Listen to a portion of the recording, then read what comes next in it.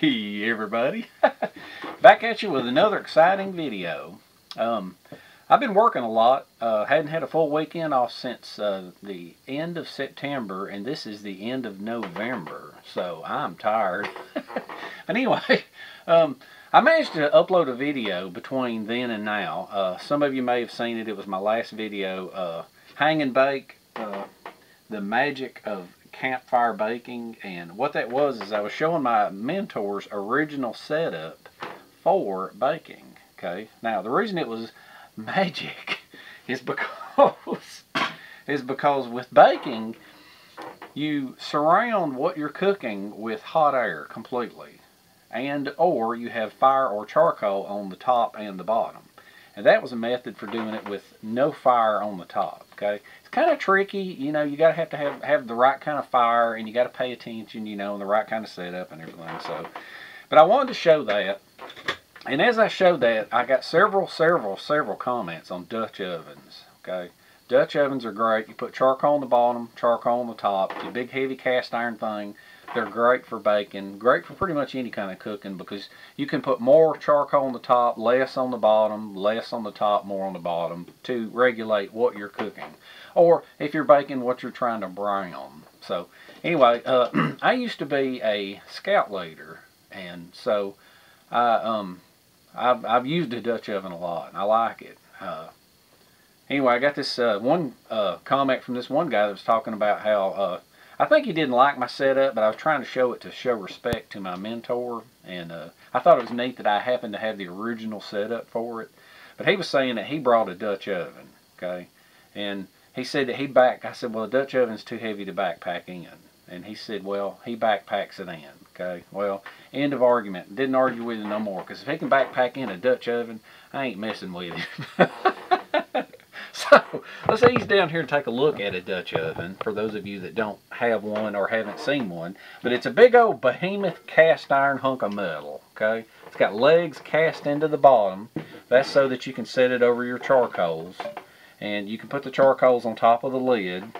Usually that's the way people do it, but it does have what you call a bail or a hanger, so that you can hang it, okay? And this baby weighs, this is a 12-inch Lodge Dutch oven, and this baby weighs 18 pounds. And just the lid by itself is 7 pounds. So as far as I'm concerned, that is like completely off limits for backpacking, in my opinion. 18 pounds, I mean, there's been times when my whole pack weight wasn't but 20 pounds. So, anyway, leading on with the video.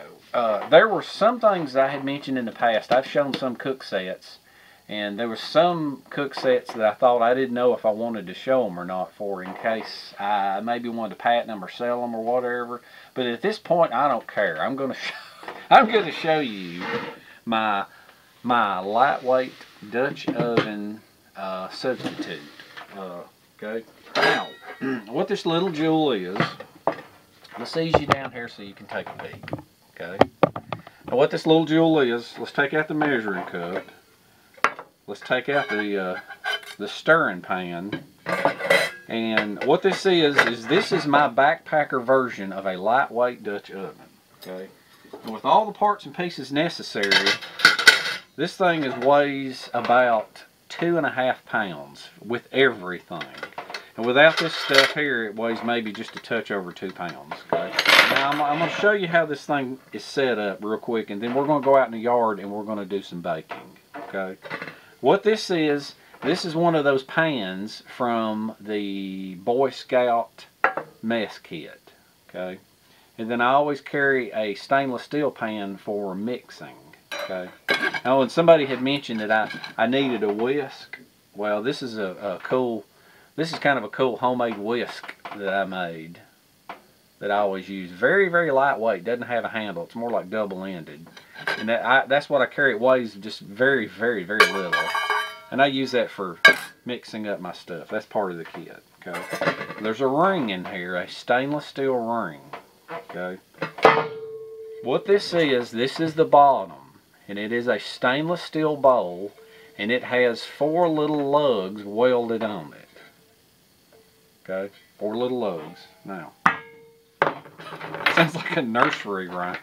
4 little lugs. These 4 little lugs went to market. All right.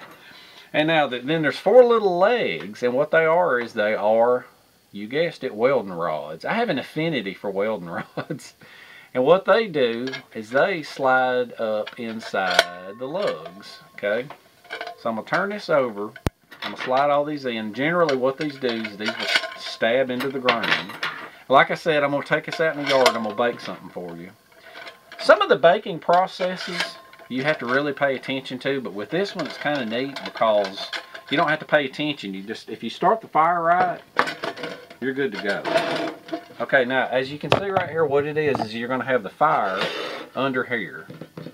Okay, and it's going to be up on there. Here's the legs. Okay, now as you can see, here's the bowl part. Okay, you got these legs standing up. They stand up just a little bit. All right, now what goes in next is you put a ring to keep your baking pan off the bottom.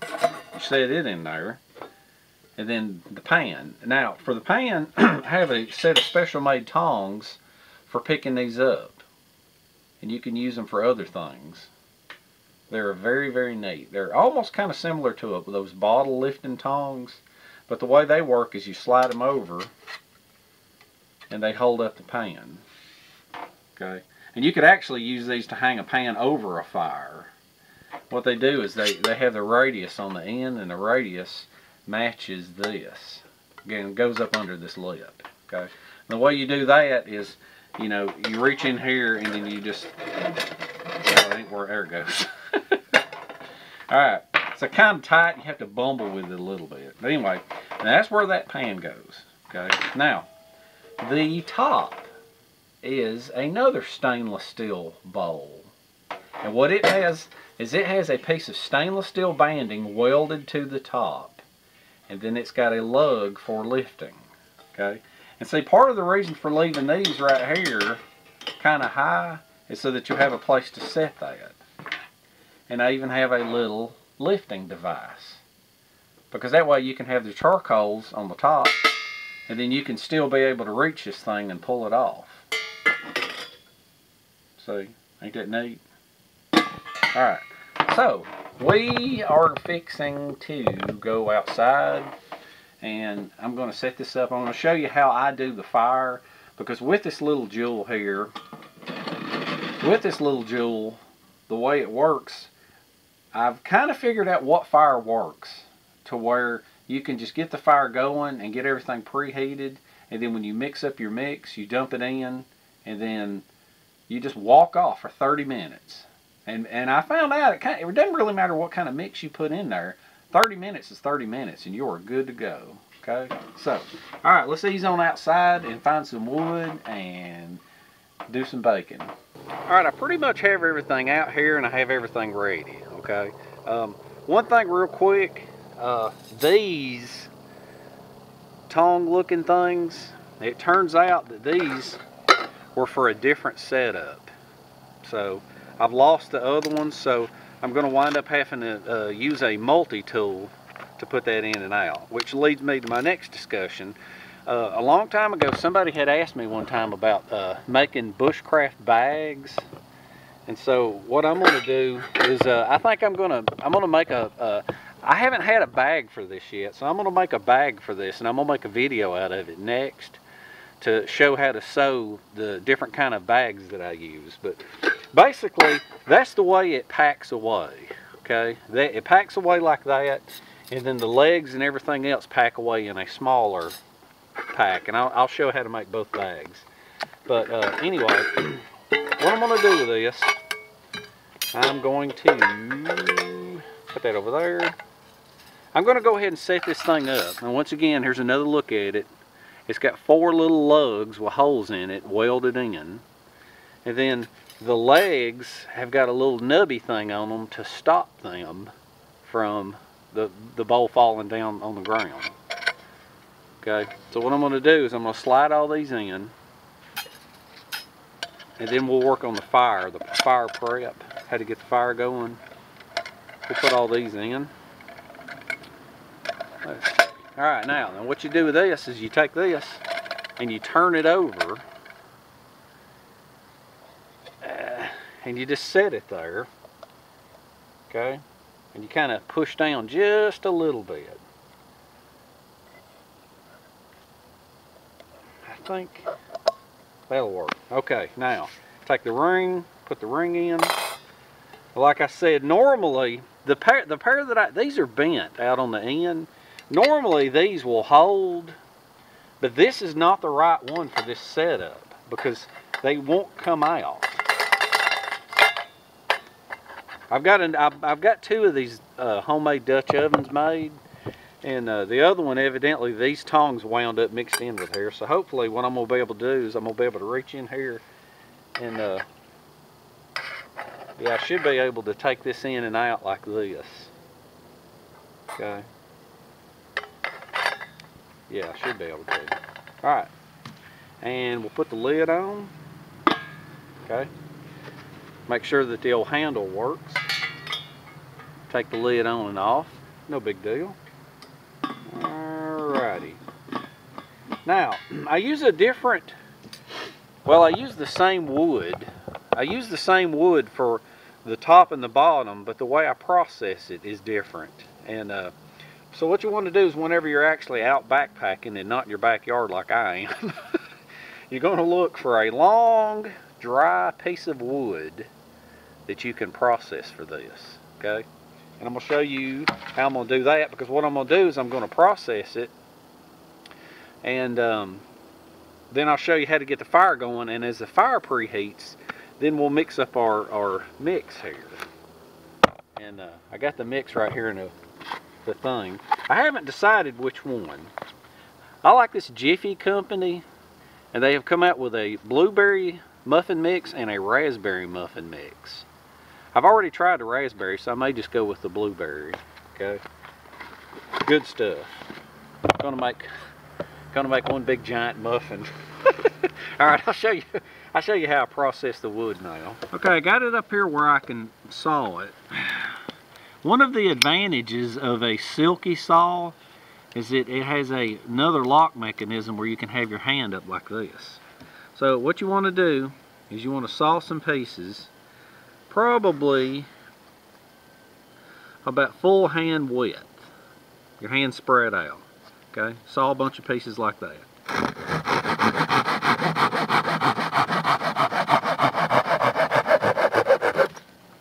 I would say probably you want to saw about, I don't know, 10 pieces. And if the wood is already dried and cracked like that, then that's okay. So what I'm going to do is I'm going to saw 10 of those, and then you want to saw some that are about 2 fingers wide. Okay?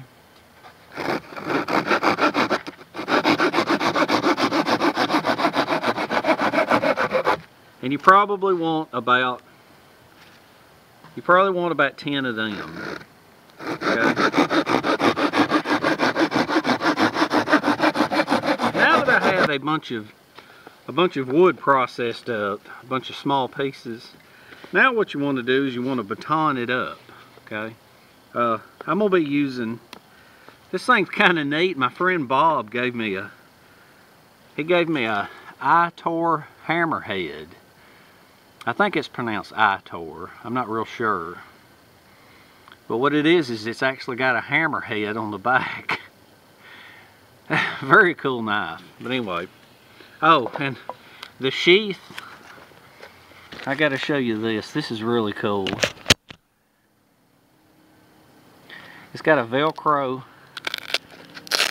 pull off Fun in the Woods logo.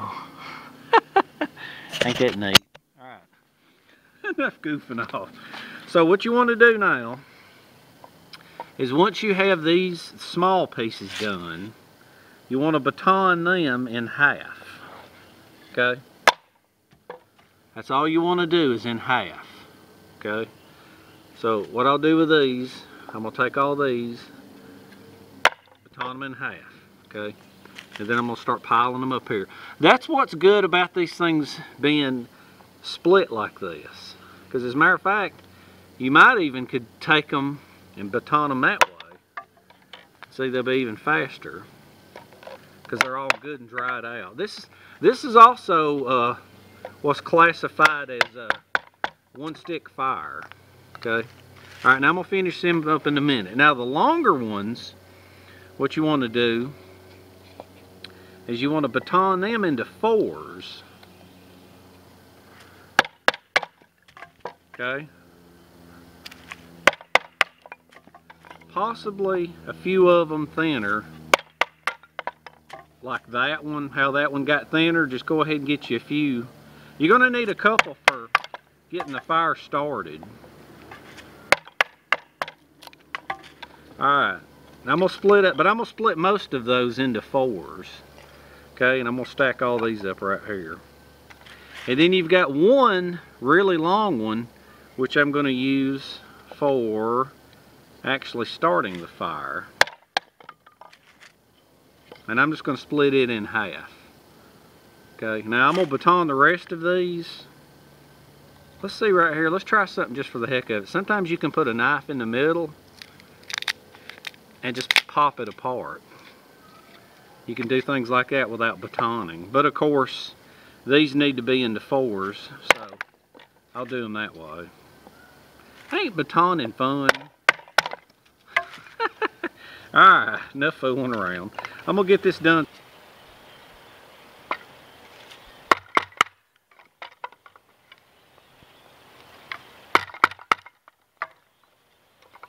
Alright, now one of the other things that you want to do, once you've got all of the batoning done, I got a huge pile of wood here. Now one of the other things that you want to do is on this piece here, you want to make some feathers that you're going to what do you call it? Light with your ferro rod.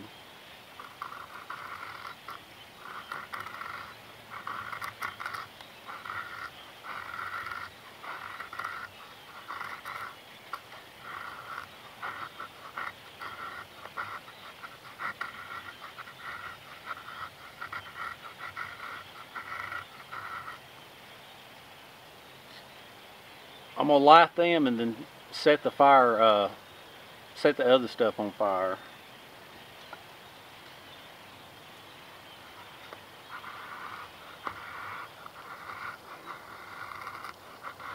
Next thing I want to do is I want to take some wood that's got bark on it that's been laying around, and I'm going to lay the wood down here because what I'm going to do is I'm going to try to kind of make a little bed for the bottom down there. It's stuff like this just ain't real easy to explain why I do it, but the first layer is usually it's usually got bark on it. Okay. And now what I'll do is I'll cross over another layer like that, but I won't put as many. I'll only put 3. Because what that does, it gives it a little bit of air space in between there. Okay. Alright, so now what I'm going to do next is I'm going to lay 3 of these in here like this. Okay. And I think what I'm going to do is I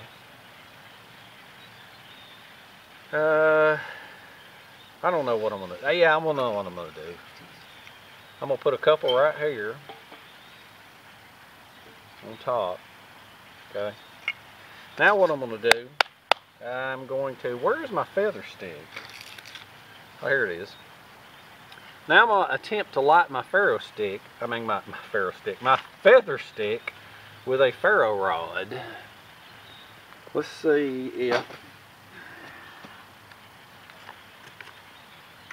what I'm going to do, let's see if I can do this where you can see it. Let me ease this down here. There you go. Lay the ferro stick. Sometimes what you could do is you could take a ferro stick And you can either shove it in, or you can take and make you a little place like this. Y'all probably hear my cat meowing. He doesn't know what I'm doing because I'm not out here paying attention. I'm not paying attention to him. Alright, let's see if this works.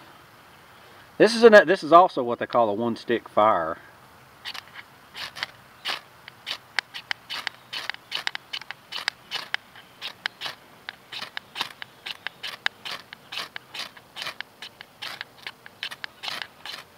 Nope.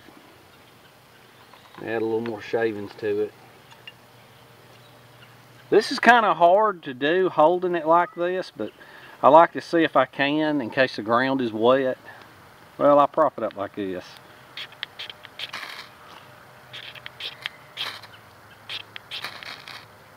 Oh, burnt my pants.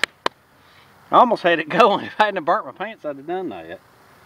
Let's see. Let me lay it on here. Trying to show y'all something cool.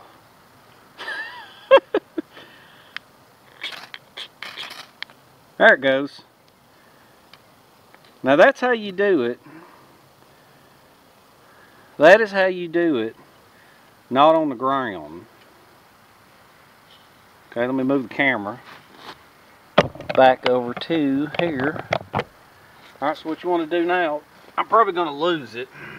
You want to take some of these smaller pieces and get them going. Yeah, I'm losing it.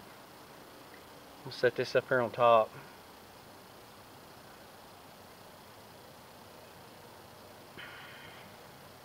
Now I got to move the camera. There we go. Alright, now see how what I'm doing now is all them smaller pieces is what I'm doing is I'm getting them going. And like if it's raining, this is a good way of getting a fire going when everything's wet and you've got one stick. And once you got one of them going, you're going to get the rest of them going. Okay? Now see how easy that is? When wood has bark on it, it doesn't catch as well. But when it's got all these sharp points on it, it catches very well. So see, now what I'm going to do now that I've got this piece going, I'm going to transfer this piece down to the bottom. So I'll move this down to the bottom, and then I'll start stacking pieces all around it. I guess you can just kind of think of this as like a, kind of like a fire lesson, you know, of how, this is a good thing to try. It's a good thing to know for in case you, and then you just, all these little pieces that I was breaking off, you'll lay them in.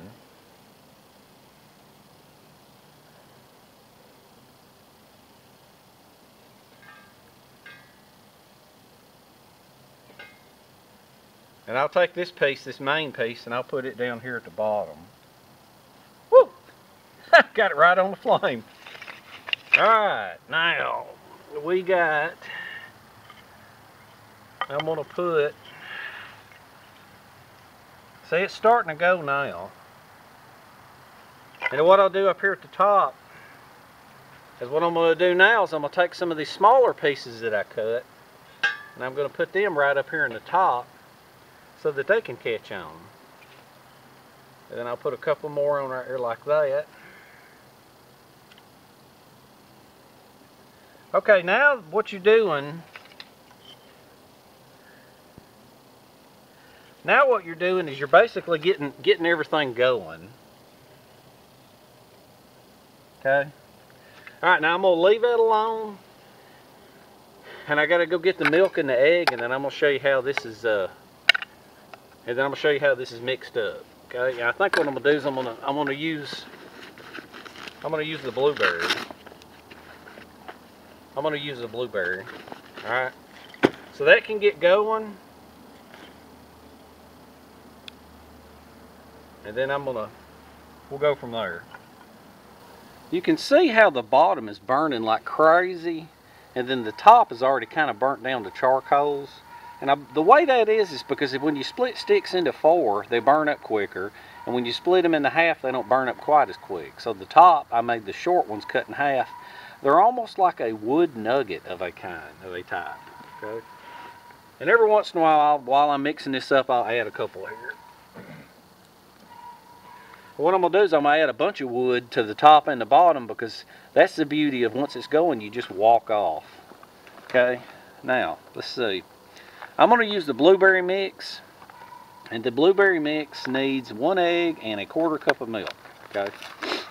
Usually what I do is whenever I go backpacking, I'll just carry a whole bottle of milk, and then I have one of those egg carriers. So what I'm going to do is I'm going to open this up. Alright, I'm going to have that ready. I'll take my pan. Let's ease you down here. Loosen that up a little bit. Let's ease you down here where you can see what I'm doing. Yeah, it's a lot better. Okay. So what I'll do, I'm going to go ahead and take my egg. Dump my egg in. Alright. Little lightweight measuring cup that I've always used. Get 1/4 cup of milk. 1/4 cup right there. There you go. Put in 1/4 cup of milk. Alright. Take my handy dandy homemade, handy dandy homemade whisk. I'll beat that egg up a little bit. Alright. Then I'm just going to dump the whole dang box in. Yum, yum. Delicious blueberry. Let's see how this works.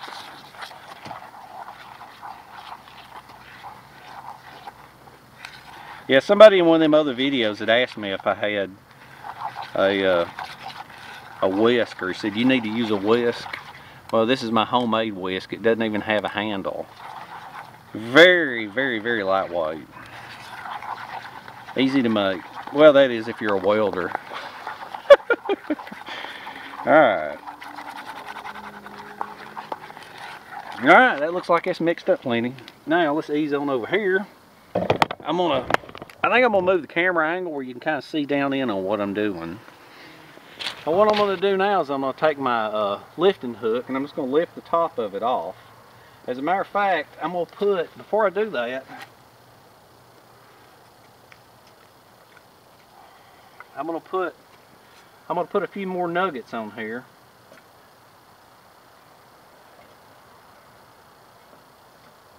Let's see. Because I most certainly don't want that to go out.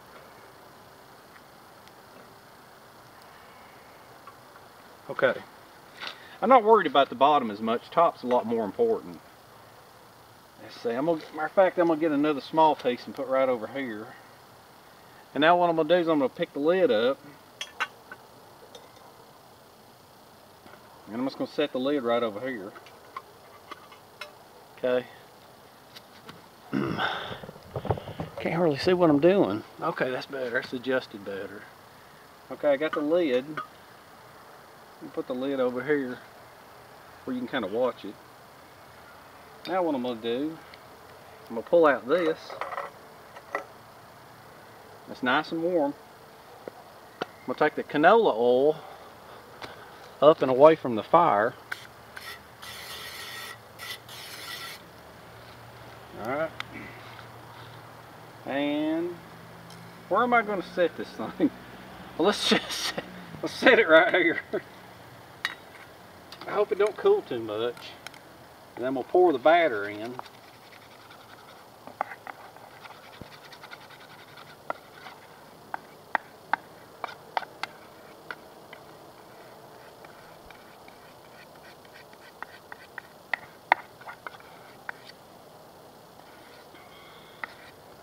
See, it's bad. I should have set that on some branches. I shouldn't have set it on the ground because it might have cooled it off a little bit. But when you're taking this and you're setting it in here, you want to set it on that ring and you want to ease it around a little bit, which I'm having trouble doing. I don't even know if this is the right pan or not for this thing. Yeah, see, here I am, it's already out of level. what I need to do now, sometimes you got to scoot that around a little bit, that ring inside it, to get it to set in just right. There it goes. Alright, that's good. I'm going to leave it just like that. Now pick this up. I'll put this back on the top. Okay, now that I've got room, I've got that out of the way, what I'm going to do is I'm going to put a few more on the bottom and a few more on the top.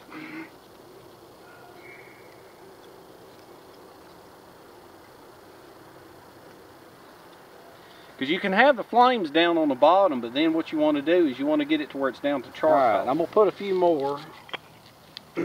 Actually, what I'm going to do is I need to baton up a few more skinny ones for the top, because the top doesn't look like it's going like it should. You want to put some real skinny ones up on the top, as skinny as you can get them, to make sure that it's going. And as a matter of fact, you can also do this, which I'm going to do. Grab one of these off the bottom and just set it on top. That's the beauty too of having a fire on the top and the bottom. Put a few more down here on the bottom. And see, I'm not nowhere near as concerned about the bottom going out as I am the top. The top needs to go a lot longer than the bottom. And see how quick that the top caught back on? Now what I'm going to do, I'm going to take a couple more of these and I'm just going to baton them in half. Now with the way, if you ever build a cooker like this, with the way I have built it, I know with the size of it that I know whenever the wood on the bottom is completely full and the one on the top is completely cram-packed full, then that's when I know it's time to walk away. Walk away for 30 minutes. I'll put a couple of more of these on. And they will turn into nuggets.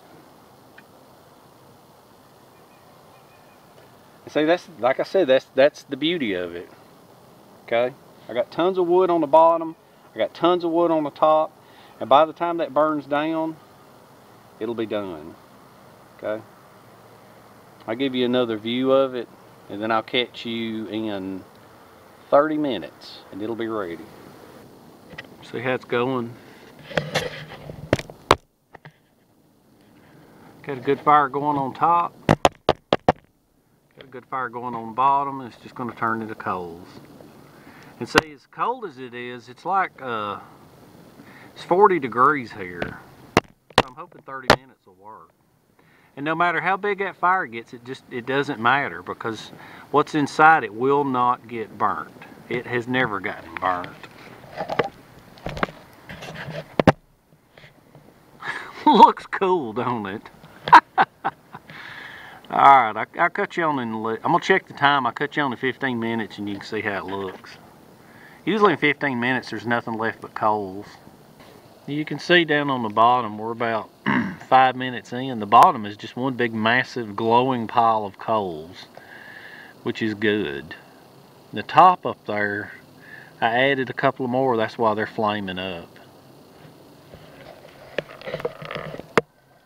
So you can see it's mostly glowing there.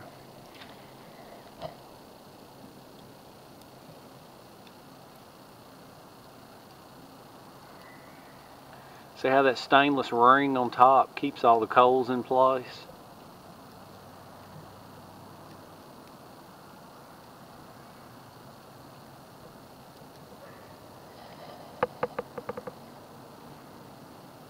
Ain't that neat? Alright, I'll check back in about another 10 minutes. I kind of keep adding coals to the top because for some reason, I don't know, it's so cold outside, I don't feel easy about it. And the bottom, I'm not worried about the bottom at all, one bit. Now, as you can see with my design, I have the legs, and then I have this stainless banding right here on the top. that's my design. I like it. It seems to work good. There's different ways you can do this. You can do it with, there's another design out there that's based on an Australian design that I can't remember the name of it that I'm going to share with you. And well, basically what it is you could emulate it at home. And what it is you can take 2 pie pans, okay, and you could actually, for the bottom, you could put crumpled up aluminum foil in here, or you could put some rocks in here and just set your pan on top so that it's got airspace on the bottom. This thing here, this piece of stainless steel with a heavy wire around it, is what's called a diffuser.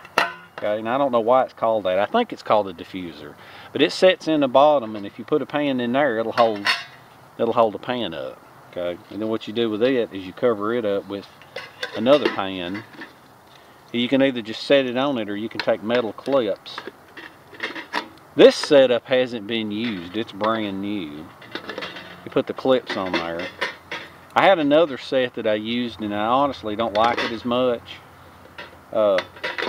When you put the coals up on the top, they'll kind of fall everywhere. And another problem is you, like with my setup, I've got a hook just like a Dutch oven where you can grab it and lift it up. And with this, you just kind of bumble with it. And another thing too is this is just sitting directly on the coals. It doesn't have legs. And I like having those legs right there. The legs seem to work pretty good, you know, for, well, not only does it allow more oxygen to get to the coals on the bottom, but it also, those legs allow you to kind of, it's like you can stack the wood up. Because, you know, it'll go in between there. I'll put one more piece in there. Look, that collapsed it. I probably shouldn't put any more in there because it's probably at the cooked stage. And now it's going to start going into the warming stage.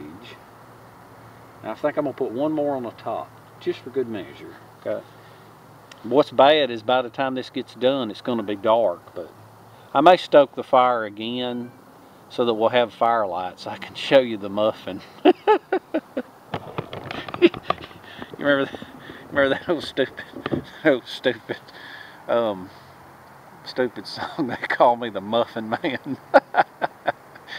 Hey, look, smoke. That's that piece that I put up there. Alright, I'll leave you alone for a little while. Oh, I want to say one more thing while I'm here. My friends Pam and Dave over in the UK. Hello Pam, hello Dave. See, I said hi to y'all. Alright, we'll be back here in a minute. Alright, this is it. I think I've actually waited too long. I wound up doing other things, so I hope it ain't burnt. That'd be horrible. But to get a little bit more light, what I'm gonna do, sometimes whenever you have a fire like this right here, move this over. Sometimes whenever you have a fire like this right here, you can get it back going again. Put a little wood on the bottom.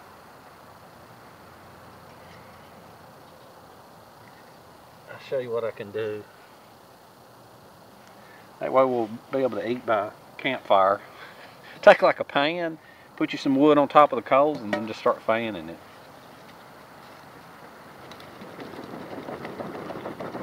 That's all you got to do. Instant fire, instant light. Alright, now let's hope it ain't burnt, because like I said, I took too dadgum long. I don't know if I'm going to be able to lighten this up enough in editing, but I'm going to try to eat it out here. I'm taking it off the fire, and I'm going to try to cut into it and eat it out here. That way I won't have, I ain't, instead of bringing it in the house and having somebody going, oh, you put it in the oven. Anyway. Yeah, the edges are pretty brown. That ain't good. Alright, let's put, oh man. Oh, the blueberry smells incredible. Incredible. Alright, let's ease the pan down here. We got some firelight ambiance going. Now something else I'm gonna do. I'm gonna go ahead and take this off.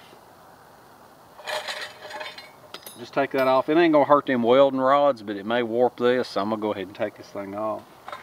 Like I said, I'm gonna make a bag for this next video, because I didn't like how I didn't have the right stuff. I mean, this thing here fits that I was talking about as far as holding it up, but it didn't fit in there. This goes to that other set. All right, let me find. There we go. Let me get my stainless steel knife out. Let's cut into this bad boy. All right, right off the fire, no funny stuff. It wasn't in the oven. I know y'all in general believe me, but there is just some people that they're going to be like, if I carried this in so that there'd be better light, they would be like, oh, boo-hoo, you cooked it in the oven. Let's see. I didn't cut it all the way enough. Alright. There we go. Yeah, the bottom got pretty done. That is nummy. I wonder if I can raise this up and you can see the steam coming off of it. Let me turn the camera. Yeah, you can see the steam coming off of it. I wonder if I can hold the pan up. Now, could you imagine being by the campfire? Look at that. See the steam coming off? Yum. Could you imagine being by the cold campfire and being able to eat like this? All right, let's see. All right, I got milk and a muffin. I got the rest of my milk right here. Let's give it a try. Oh man, blueberry goodness, nothing like it. With the glow of a campfire. Alright, I hope you had fun. I hope you learned something. I hope this wasn't a horrible video. I'm certainly enjoying the ending. Alright, I don't know what else to say. I tried to show this pretty good. I hope you got to look at it, get a good view of it. I may wind up with a few close-ups of it in the next video, because I've been asked about bushcraft bags before. I'll make a bag that cinches shut with a paracord, and then I'll make one that automatically closes on its own. And I don't think anybody's ever seen it. It's a one-of-a-kind bag. It's my design. No, that bottom ain't burnt too bad. It's so good. Wash it down with some milk. Alright. I know I'm grossing y'all out with all my smacking and slurping. So, I'll let you go. And I think I'm just going to sit outside here for a little while and enjoy the rest of the day and eat and drink and be merry. And I will see you in the next one.